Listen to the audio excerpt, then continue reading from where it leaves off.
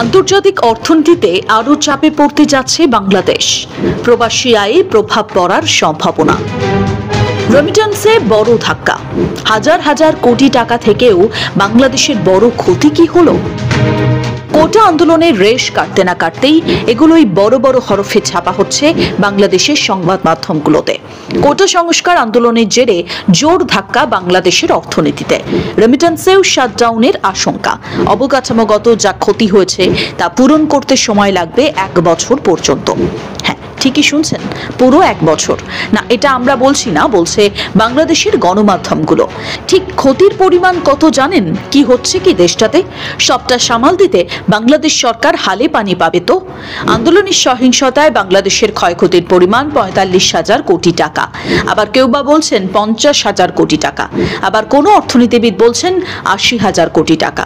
কি শুনে হতভম্ব হয়ে গেলেন? নিশ্চয়ই ভাবছেন কোটা আন্দোলনের জোর কি তাহলে এতটাই ছিল?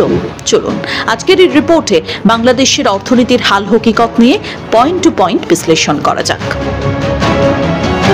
বিগত কয়েক বছর ধরে বাংলাদেশের অর্থনীতিতে যা চলছে তা তো দেখতেই পাচ্ছেন। একের পর এক ধাক্কা। কখনো বা রিজার্ভ সংকট, কখনো বা মূল্যস্ফীতিতে দেশটার মানুষের প্রাণ ওষ্ঠাগত। এর মাঝে কোটা বিরোধী আন্দোলন বলতে পারেন একটা বড়সড় ধাক্কা। বর্তমানে বাংলাদেশের বহু অর্থনীতিবিদ রীতিমতো এই দাবিটাই করছেন।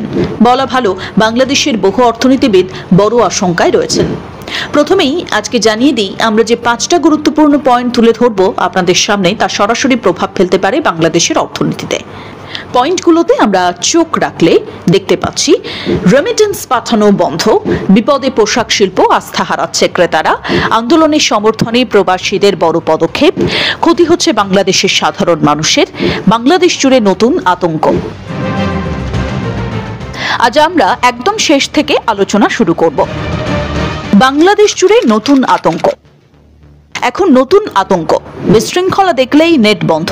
বর্তমানে বিশৃঙ্খলা দেখলে ইন্টারনেটকে বন্ধ রাখার পেছনে পক্ষে বিপক্ষে অনেক যুক্তি আছে, কিন্তু সমস্যা তো হয়, আর সমস্যা হলে প্রভাব পড়বে এটাও নিশ্চিত। ভাবুন তো, প্রায় 1 সপ্তাহ দেশটাতে ইন্টারনেট সংযোগ বন্ধ ছিল। সোজা হিসেবটা একবার ভাবুন।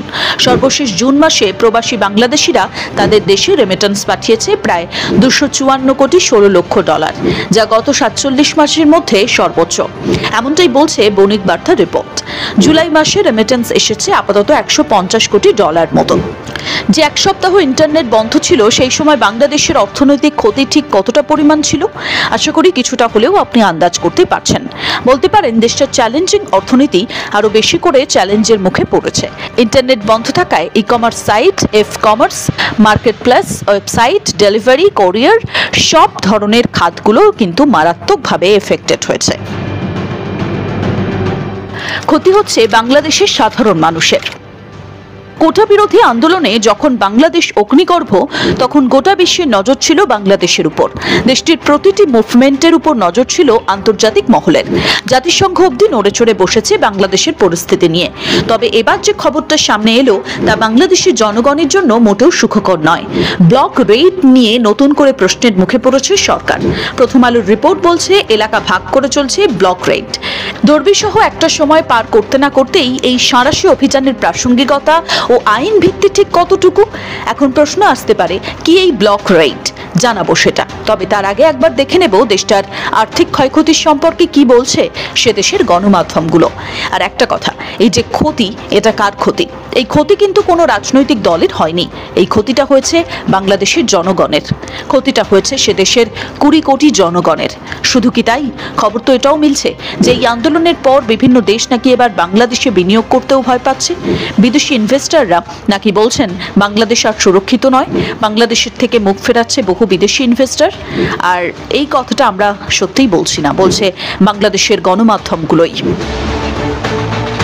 তাহলে ভাবুন, এই একটা আন্দোলনের কারণে বাংলাদেশ ঠিক কতটা আর্থিক সমস্যার মধ্যে পড়ল। দেখুন, এটা তো আমরা আগের ভিডিওতেই বলেছিলাম যে এই ঘটনায় বিশ্ববাজারে বাংলাদেশের ফেস লস হবে, চূড়ান্তভাবে ফেস লস হবে বাংলাদেশের। আর তাতে সামগ্রিকভাবে যারা ক্ষতিগ্রস্ত হবে তারা হবে দেশটার সাধারণ নাগরিক। প্রাণহানি যা হয়েছে সেটা তো দেশের একটা মারাত্মক ক্ষতি বটেই। পাশাপাশি যে সহিংসতা বাংলাদেশ দেখেছে তার প্রভাবও কিন্তু নানাভাবেই দেখা যাবে এবার। এই ক্ষতি পূরণ করতে হয়তো কয়েকটা বছর লেগে যেতে পারে। আন্দোলনের সমর্থনে প্রবাসীদের বড় পদক্ষেপ। বাংলাদেশের লক্ষ লক্ষ মানুষ বহু দেশে হাড়ভাঙা পরিশ্রম করেন। তারা যেমন নিজের পরিবারের কথা চিন্তা করেন, তেমনি তাদের ভূমিকা দেশ গঠনে অর্থনীতিতে প্রত্যক্ষভাবে জড়িয়ে গেছে বলেই মনে করেন অর্থনীতিবিদরা।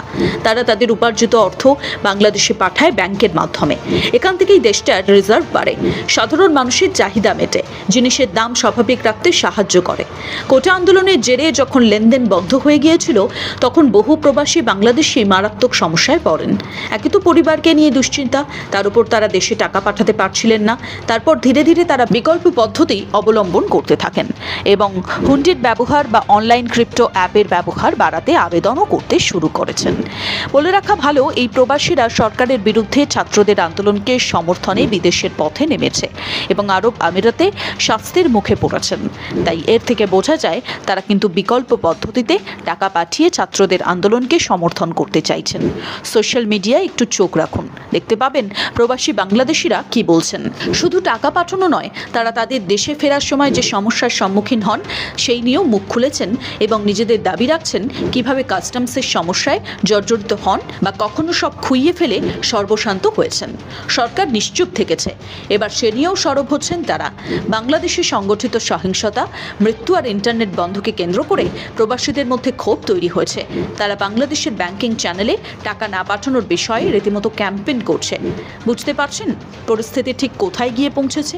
বলা ভালো, টাকা পাঠানো আশঙ্কাজনক হারে কমে যেতে পারে, আর তাতে ক্ষতিকার।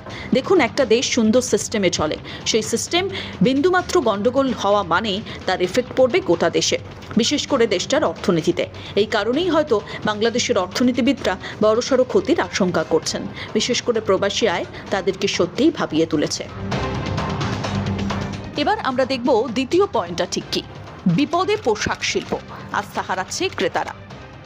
যে বিষয়টা নিয়ে কথা না বললেই নয় তা হলো পোশাক শিল্প। যে পোশাক শিল্পের জন্য বাংলাদেশের জগৎজোড়া নাম, সেই জায়গাটাতেই তো বড় ধাক্কা খেলো দেশটা। বাংলাদেশের সবথেকে বড় রপ্তানি খাত পোশাক শিল্প, আর এই খাত থেকেই সবচেয়ে বেশি রপ্তানি আয় হয়। পরিস্থিতি যদি দ্রুত স্বাভাবিক না হয়, তাহলে কিন্তু বিদেশি ক্রেতারা তাদের বাজার বদলে ফেলতে পারেন। সংশ্লিষ্ট মহল বলছে, ইতিমধ্যেই নাকি বহু বিদেশি ক্রেতা তাদের বিকল্প অপশন খুঁজতে শুরুও করে দিয়েছেন। যে সমস্ত ক্রেতা বাংলাদেশ ছেড়ে পাকিস্তান, শ্রীলঙ্কা কিংবা ভিয়েতনামে চলে গেছে, তাদের ফিরিয়ে আনতে হবে, কিন্তু সময় লাগবে, প্রচুর কাঠখড়ও পোড়াতে হবে। এই সময় এখন একটাই উপায়, বাণিজ্য, পররাষ্ট্র আর অর্থ মন্ত্রণালয়কে সমন্বিতভাবে উদ্যোগ নিতে হবে। না হলে আগামীতে এই পোশাক শিল্প আরও বিপদে পড়বে, এমনটাই ধারণা দেশটার বহু অর্থনীতিবিদদের। বিষয়টা নিয়ে তারা ভীষণ চিন্তিত। আচ্ছা, তাহলে ছাত্র আন্দোলনের ফলে বাংলাদেশের অর্থনীতিতে বড়সড় অশনির সংকেত দেখা দিল? কি মনে হয় আপনার? কোন আশঙ্কার মেঘ বাংলাদেশের আকাশে দানা বাঁধছে?